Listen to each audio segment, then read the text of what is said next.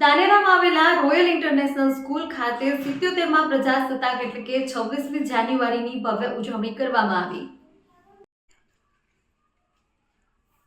Doctor Laxmanbhai પટેલના વરદ હસ્તે ધ્વજ ફરકાવવામાં આવ્યો। તિરંગા ધ્વજને દરેક લોકોએ સલામી આપી રાષ્ટ્રગાન કરવામાં આવ્યું હતું।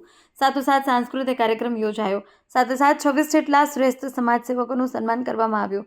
વધુમાં શાળાના એમડી નારણસિંહ વાઘેલાએ જણાવ્યું હતું કે ધાનેરાના લોકોએ ધાનેરાને સદ્ધર બનાવવા ધાનેરા વેપારીઓ પાસેથી જ ખરીદી કરી વેપારી ભાઈઓને સહયોગ આપવા જણાવ્યું હતું। વધુમાં ધાનેરા એ શિક્ષણનું હબ બની રહ્યું છે। તમારા બાળકને અભ્યાસ માટે બહાર મૂકવાની જરૂર નથી એવું રોયલ સ્કૂલના એમડી નારણસિંહ વાઘેલાએ જણાવ્યું હતું। આ કાર્યક્રમમાં બાળકો દ્વારા અલગ અલગ સાંસ્કૃતિક કાર્યક્રમો કરી લોકોના દિલ જીત્યા હતા અને સમગ્ર કાર્યક્રમ દેશભક્તિમય બની ગયો હતો। તેમજ આ શાળામાં છેલ્લા વર્ષમાં અભ્યાસ કરતા વિદ્યાર્થી ભાઈ બહેનોનું પણ સન્માન કરવામાં આવ્યું હતું। નાટક, કરાટે, ગરબા અને પરેડ જેવા કાર્યક્રમો કરી કાર્યક્રમની શોભા વધારી હતી। આમ શાળાના એમડી નારણસિંહ વાઘેલા અને શાળાના સ્ટાફ દ્વારા ખૂબ જ સુંદર આયોજન કરવામાં આવ્યું હતું અને આ કાર્યક્રમ ખૂબ જ સુંદર રીતે સફળ રહ્યું હતું। નગરનો વિકાસ થશે અને પછી અહીંયાના ધાનેરાના લોકો ક્યાંય બહાર પ્લાન કરવાની જરૂર પણ નહીં પડે।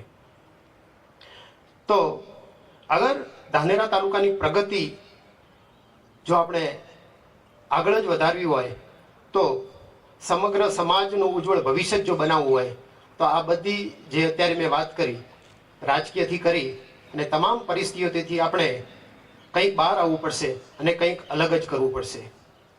આજે આપણે ધાનેરાના અંદર ઉત્તમ ને ઉત્તમ હોસ્પિટલો ઉપલબ્ધ છે।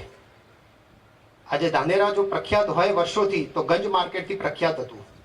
એના પછી જો પ્રખ્યાત થયું હોય તો અહીંયાના ડોક્ટરો, અહીંયાના હોસ્પિટલોના કારણે આપણે ગર્વ થાય એવા ઉત્તમ હોસ્પિટલો અહીંયા ઉપલબ્ધ છે।